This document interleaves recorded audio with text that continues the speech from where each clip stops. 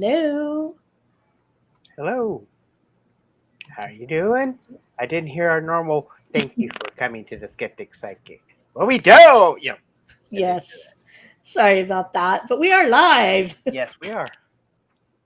How So are you this week? I'm doing fine. How are you doing? I am doing wonderful. It is just really hot here in South Texas. And really hot in Roswell, New Mexico. Yes, we have been getting already with the heat index. We've already been getting up to like 110. It's barely June.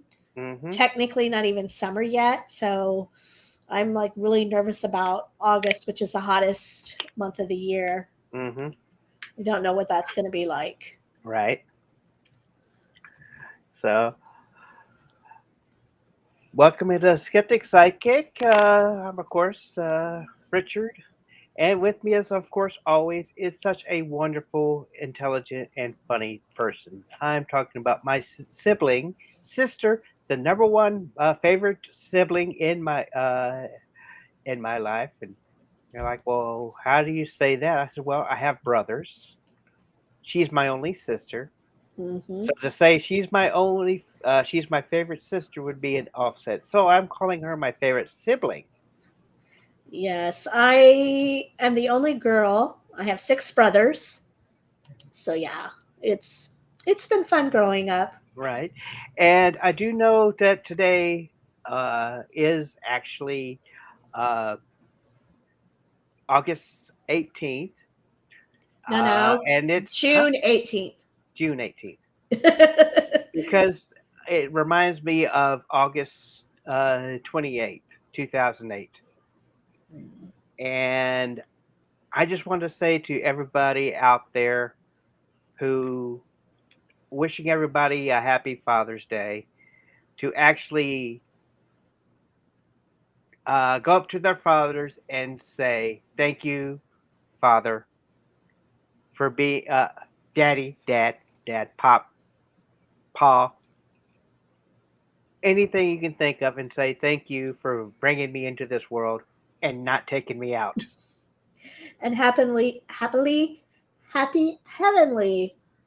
Father's Day to our dad. I'm sure And he's those watching. who've not had their fathers around anymore. So, Yes, I'm sure our dad is watching over us today.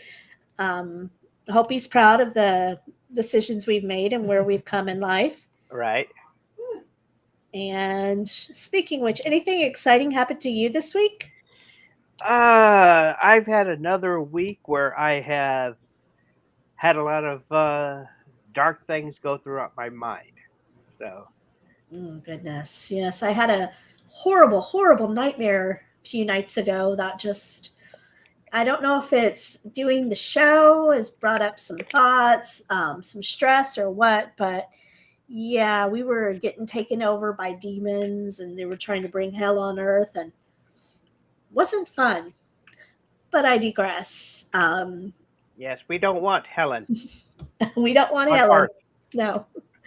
We don't even Um, want her on Venus or Neptune. We do not yes. want Helen.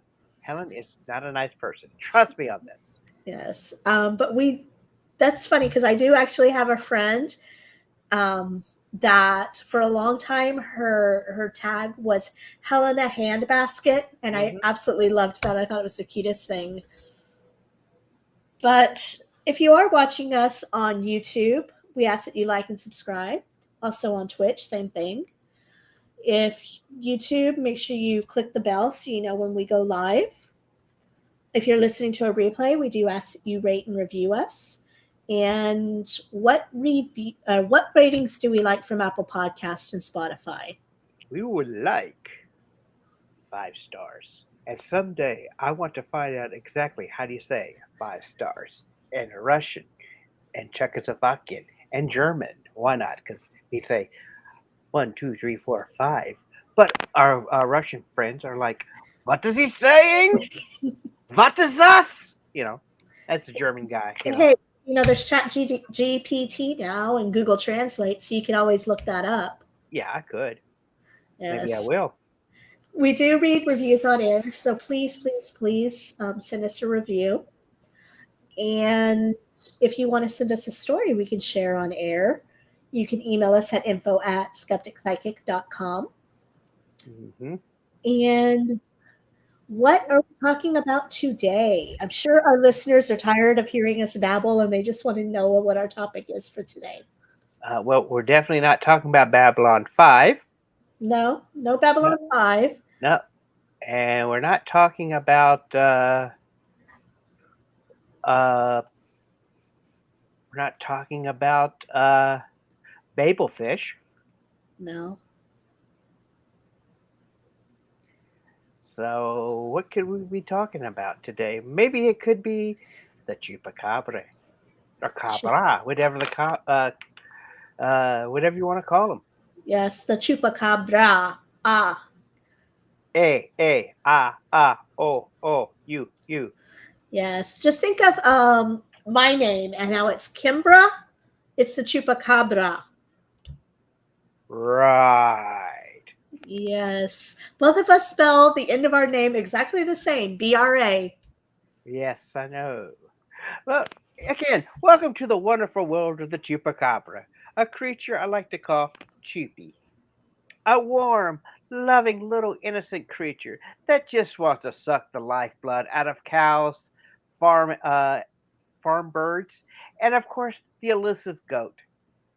Is it really an evil entity, an alien pet, or a government experiment gone wrong, living in the mysterious jungles of South America, of North and South American countries, And Puerto Rico.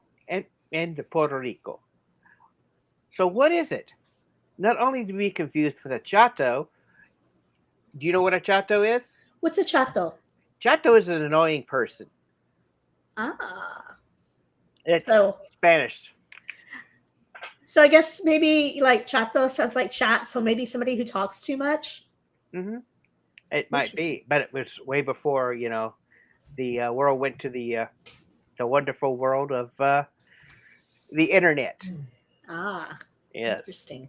The Chupacabra is a legendary creature that has been part of folklore and urban legends, particularly in the parts of Americas, where there have been numerous reported sightings and accounts of the Chupacabra. Originally started in 1995 in Puerto Rico. However, however,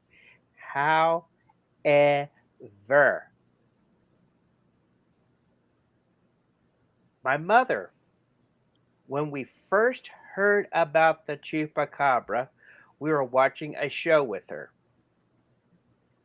and it started talking about this elusive creature in Puerto Rico, and they description and uh, of the creature, showing a picture of it. My mother stared at the screen for about a few seconds and said, "I saw that when I was a child on the on off the Channel Bay in Houston." This was in That, Channel View was the yeah, name of the Channel View. city. Yes. So So actually, continue. so we are. Did you lose eh, yourself? No, I did not lose myself. So it's just something to bring up because this is supposedly, according to all the researcher news reports, that it started in 1985, but this is my mother said it was like in 1956, and Yeah. she's a little girl. Yeah, So this was back in the 50s. And she said that she saw it was almost dusk and she was outside playing and she saw these red glowing eyes and this creature that looked like what we describe as being a chupacabra. And so she ran home and she told her parents about it and got in trouble for lying. hmm So she never mentioned it again until she saw it on TV and told us, "Oh my gosh, I saw that." So, right, like I said, I just wanted to bring that, bring that to the forefront, to the table, because it does kind of a little bit contradict the description. It was actually happened in 1995. The first reports that came out from Puerto Rico happened in 1995, but we're not sure exactly when this creature actually came out in the forefront. Hmm. Now, according to various accounts and speculation, the chupacabra is described as a small to medium-sized creature, often resembled a reptile slash kangaroo with leathery or scaly skin, large eyes, and sharp fangs or spines down its back. It is believed to be primarily feeding on the blood of livestock, particularly goats, hence the name chupa, which means to suck, cabra, goats. Some descriptions suggest it has the ability to hop or leap over great distances. Yes. The origins of the Chupacabra legend, they can be traced back to the late 20th century, as you had mentioned before. The first reported sightings, again, these are the ones that we can first say were reported, occurred in Puerto Rico. And this was about the mid 90s, like around 95, like you said. Um, since then, there have been reports that have emerged in other parts of the Americas. These include Mexico, the US, and other countries in the Latin America, um, such as, like Colombia, Ecuador, different places like that. According to these reports and eyewitness accounts, the alleged attacks by the chupacabra do vary in their descriptions and methods. So this is kind of like, where it gets kind of, is this made up or is it real? Because everybody says they see something different when it talks about the chupacabra. Some of the common characteristics associated mostly with the attacks is they do like to, you know, attack livestock. And mostly this is small livestock such as goats, chickens, dogs, small animals. Um, Small calves. yes, usually this happens at night when the animals are typically confined or less protected. Also, it could be, this is, usually at night, there's not a whole lot of people around, so it's easier for prey to come out to attack. It's nothing to threaten them. They do drain blood, and this is how they get the name the goat sucker because, they'll clip on like a vampire and suck all that blood right out. Um, yes. And it does, as I said, like a vampire, it leaves puncture wounds in the neck, chest, or wherever. Hmm. Um, these puncture wounds are often described as small, circular, which is similar to fangs. Um, Also, interesting enough, there has also been reports of mutilation or organ removal with the chupacabras, which is very interesting because that goes kind of into the whole alien prospect as far as mutilation and organ removing. So maybe these things are aliens, but they are, reported to remove the organs of the victims. Maybe they're eating them. Who knows? But it is often cited as evidence that there is a more sinister or unusual creature being responsible for these attacks. Um, Interesting, though, even though these organs are being removed, there is no evidence of any eaten flesh, meaning there's no bite marks around it other than where it sucks the blood out.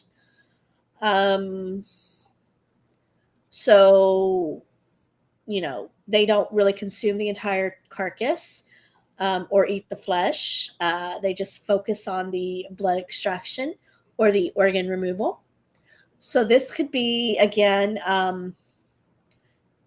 maybe more alien-like. I don't know. I personally am not a believer in aliens, so to speak. I know you believe more in them than I do, but you do hear a lot of stories like about the cattle mutilations and stuff where the organs are being removed and like they're perfectly cut. Um, so it's interesting how they're relating this to a creature instead of aliens.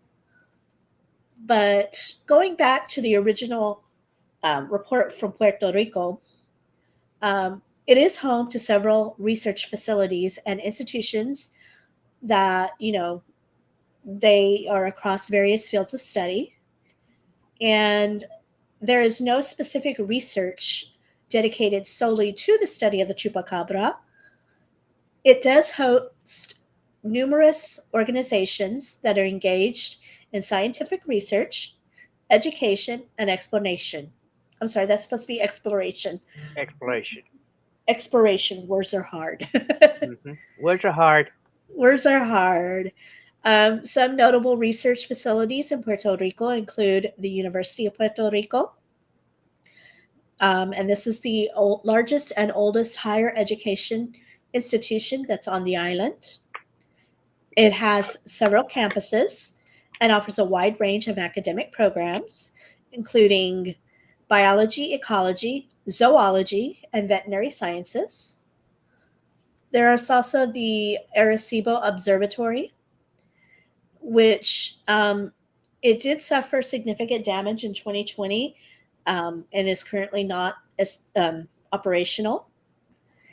It was once a prominent research facility in Puerto Rico, and it was renowned for its radio telescope, which was used for astronomical observations and planetary radar studies. They also have the Caribbean or Caribbean, however you want to pronounce it. I've heard it pronounced either way, tomato, tomato. But they have a primate research facility, and this is at the University of Puerto Rico Medical Sciences campus. They also have the Institute of Tropical Ecosystem Studies, and this is, they use it to study, of course, the ecosystem. This includes forests, coastal areas, and coral reefs.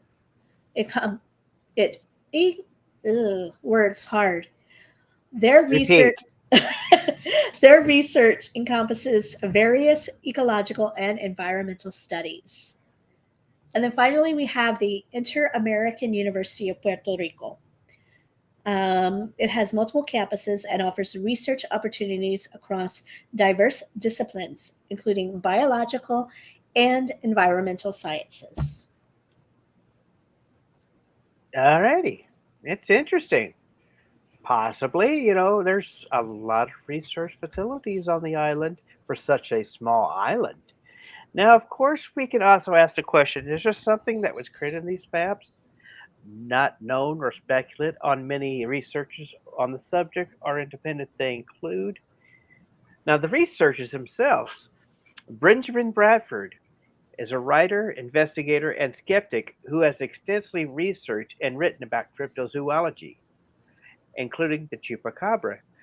He has conducted field investigations and interviews examining the evidence and eyewitnesses' accounts reacting to the chupacabra phenomenon. Radford takes a skeptical approach and has provided alternate explanations for the reported sightings. Namely, it might be some rabid dog, or maybe you've got some fleas and ticks that just kind of get so swelled up they pop. Now, there's also Jonathan Dowles. He's a cryptozoologist and director of the Center for Forensic Florentine Zoology in the United Kingdom. The CFZ has investigated various cryptids, including the chupacabra. Downs has led expeditions and collected eyewitness accounts and evidence relating to the phenomenon. Do do do do do Phenomenon. Do, do do, do do, do do. do. Lauren Coleman. She's a cryptozoologist and author who has researched and written extensively on the subject, while not exclusively focused on the chupacabra. He name like Lorna, maybe. He has a comment on investigated the phenomenon, considering it was within the broader context of cryptozoology. Going into the writers, of course, Benjamin Radford. We also have Scott Cornelis, Corrales. Corrales, who's a researcher and author who's written extensively about the paranormal and unexplained phenomena. His book, Chupacabras and Other Mysteries, explores the various sightings, theories, and cultural aspects of the chupacabra phenomenon. Do, do, do, do, do. Phenomenon. Do, do, do, do. And then we go into a one of the guys I would really like to sit back and have a cold one with, Nick Redford. He is a prolific author known for writings of a wide range of paranormal, cryptozoological, and UFO subject matters. His book, Chupacabra Road Trip in Search of the Elusive Bee, documents his investigation and travels to locations associated with the chupacabra and exploring the legends and theories surrounding the creature. There's also Ken Gerhard, who is a cryptozoologist and author who has written about numerous cryptids, including the chupacabra.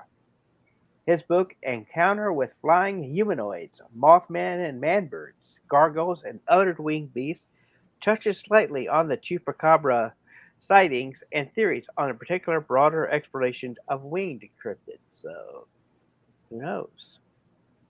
Now, UFOs and the creatures have been around for some time. The chupacabra connection, in addition to the sightings of the creature, there's also been at the same time sighting of unexplained aerial phenomenon. Do, do, do, do. Do, do, do, do. And basically, this has started off in the early 90s of reports of UFOs around the time that and after the sightings of the chupacabra, which kind of makes you wonder: is that creature that's been sucking ghosts is just a pet that got out and they had to go hunt it down? I mean, some eyewitnesses claim that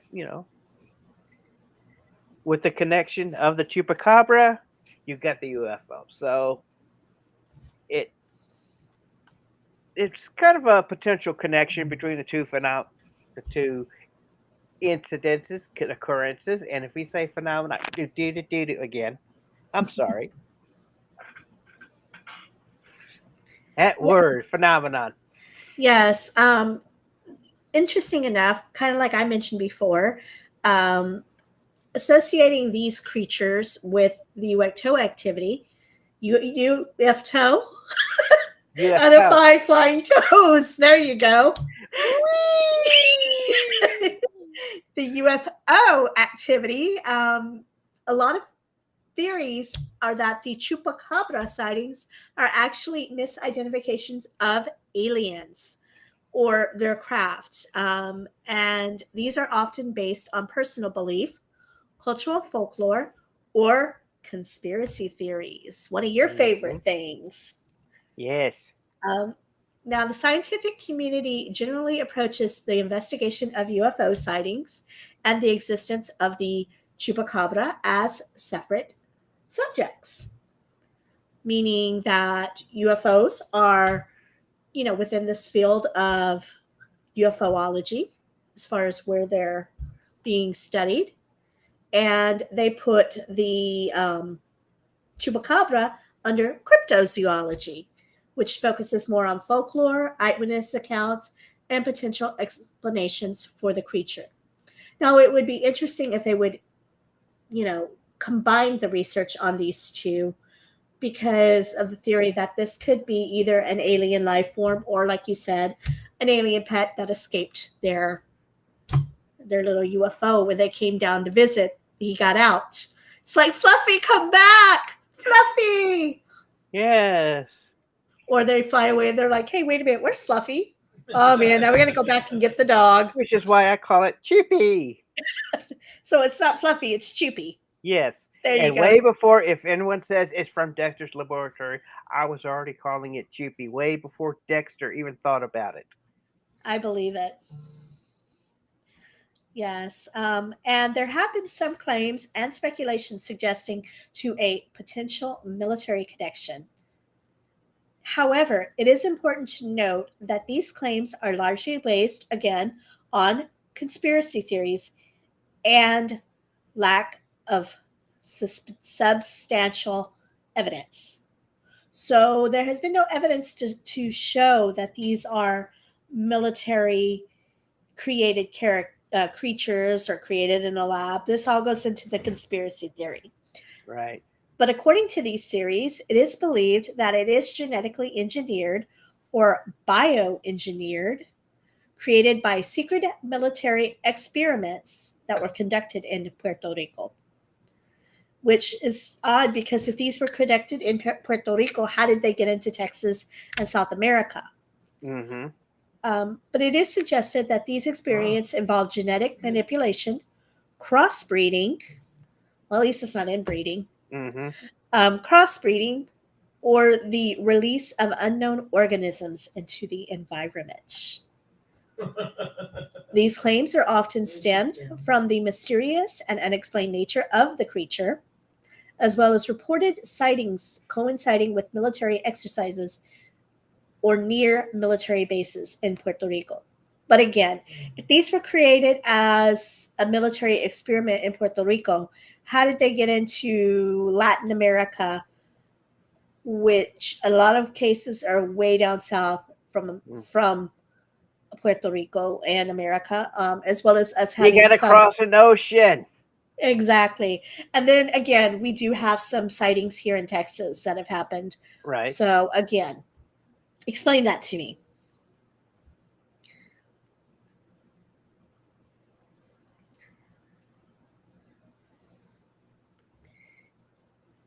I can't explain it to you. We physically want me to explain that to you? Uh, I can tell you wonderful tales, but explain it to you I can't. okay. I digress. Continue. Continue digressing. Why do you want to digress and continue? No, I digress. And you may continue telling us more about I this mean, I don't creature. want to be going to digress. Okay. Maybe Well, Degrassi, you know. yeah, let's go to Degrassi. Okay. Yeah. But continue telling us about the Koopa Cabra. Do I have to? King Koopa. King Koopa. That's right. Hey, you boys, what's wrong? Yes. Continue on. I'm about to go on to a tangent. All right. Well,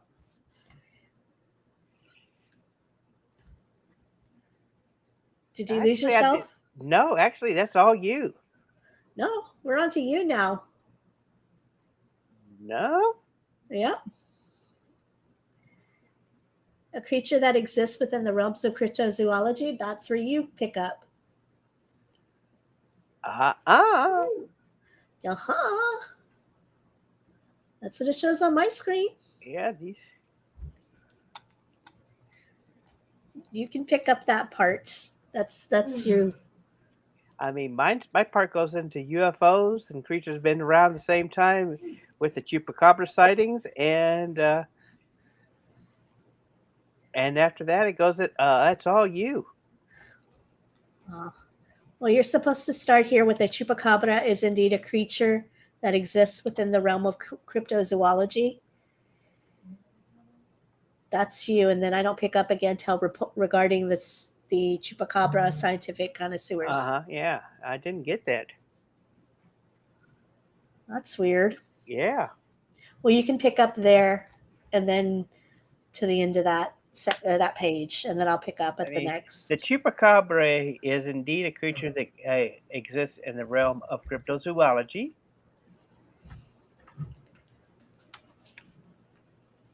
Yeah, like I said, it continue on. Yes, I'm going to continue on. Is that somebody who took the notes basically didn't do a very good job, and I take full responsibility for that person not doing their job properly. Mm. This is Because, what you get when you go live, people. yes, But I learned something the other day. Let me tell you what I learned. all right, we're going off on a tangent here. Yes, this is a little bit of a tangent. Imperfect action is perfect action. Okay, In other words, it doesn't have to be perfect to get it done as long as it gets done. yes, So, the wonderful thing about live is you're going to have imperfections. That's part of being real. So, I digress for those who are listening in. yes. And, Forgive us.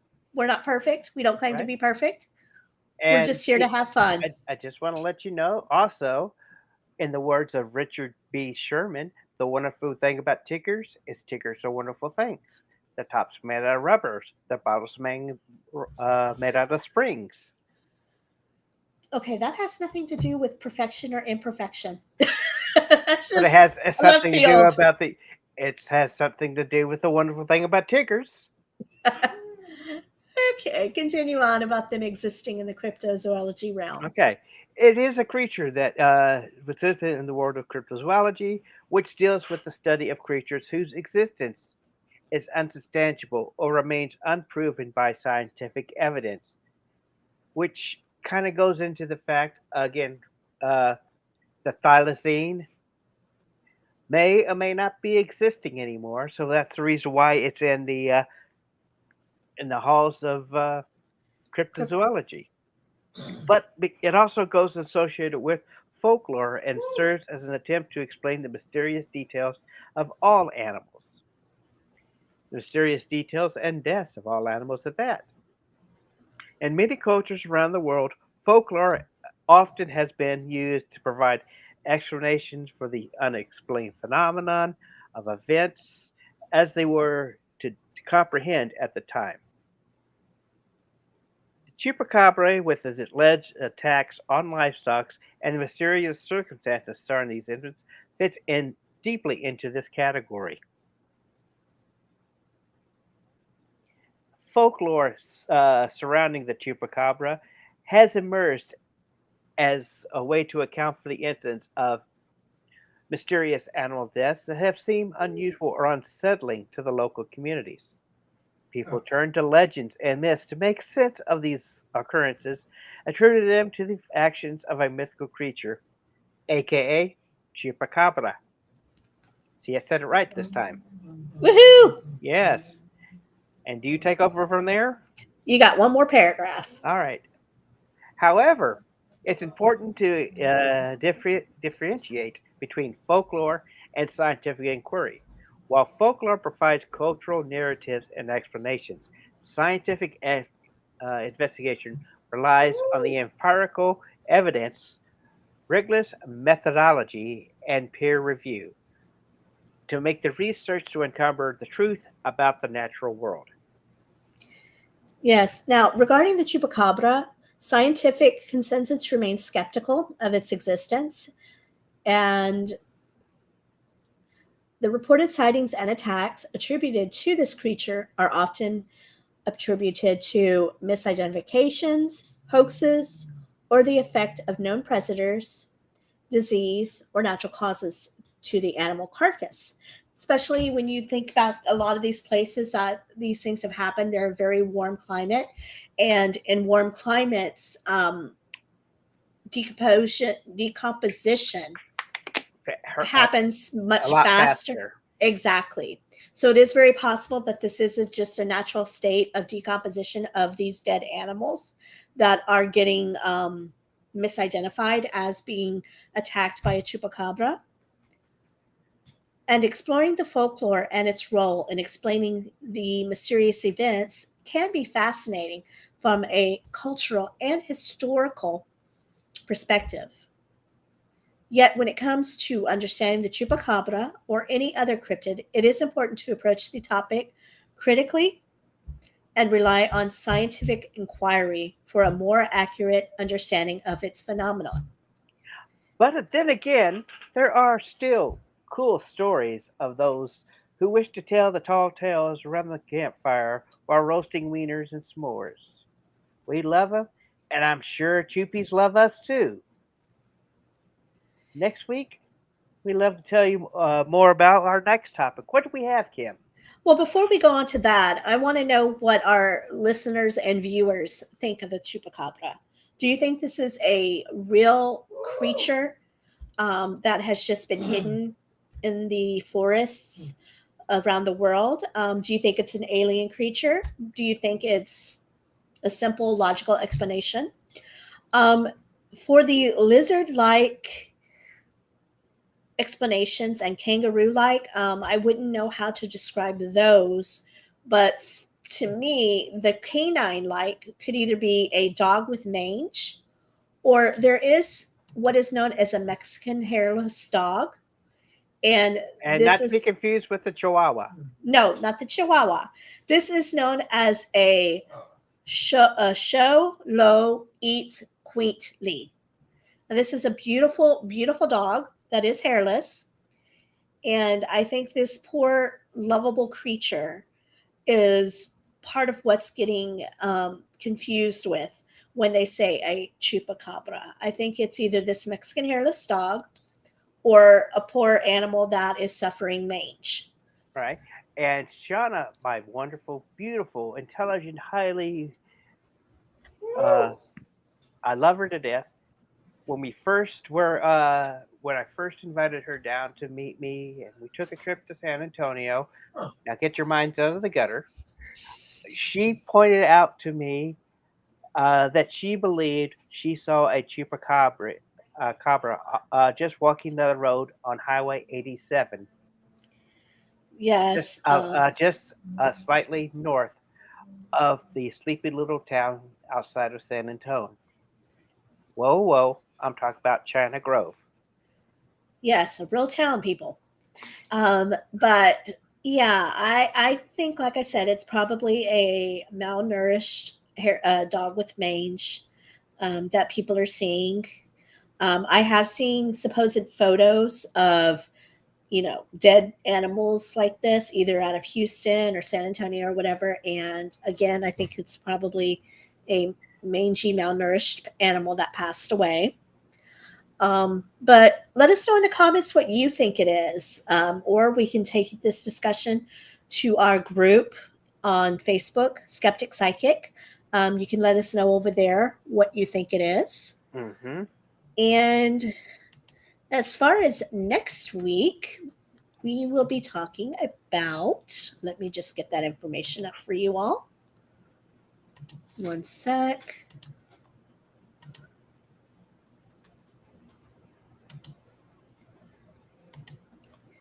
Phenomenon. Do, do, do, do, do. Phenomenon. Phenomenon. Do, do, do, do. Phenomenon. Sorry, they make it so hard to get into your accounts these days to look things Yes, up. yes. TikTok blocked me unless I show them a picture of who I am. Oh my gosh, that's So ridiculous. I'm like, I don't need TikTok if they want that. Hmm. Next week we're going to talk about one of my all-time favorite history stories and legends. We will be talking about the presidential curse. Um, for those of you who are unaware of this curse, make sure you stick around next week as it'll be a fascinating one where we discuss how an Indian curse put onto our presidents has been blamed for killing some of the many, many creatures. Sorry, brain still on creatures. Many of our Yeah. presidents throughout history. I just got a message from your wonderful wife in all caps. I did see a chupacabra. So Wait a minute. Is she actually watching this tonight? I don't know, but she messaged, I did see a chupacabra. So I will take her word for it. I apologize for you know, doubting her. I will take her word for it. She saw a chupacabra. They do exist, people. Okay, and like I said, she's such a wonderful woman, and if she saw it, I understand. Yes. And with that, again, we ask if you're watching on YouTube to like and subscribe and hit notifications so you know when we go live. And if you are listening to a replay, rate and review us. We do like 5 stars, but we'll take whatever you give us. Send us your stories. And Okay, we'll see you next week, everybody. Sweet dreams. and unpleasant nightmares. Take care, all. Good night. Good night.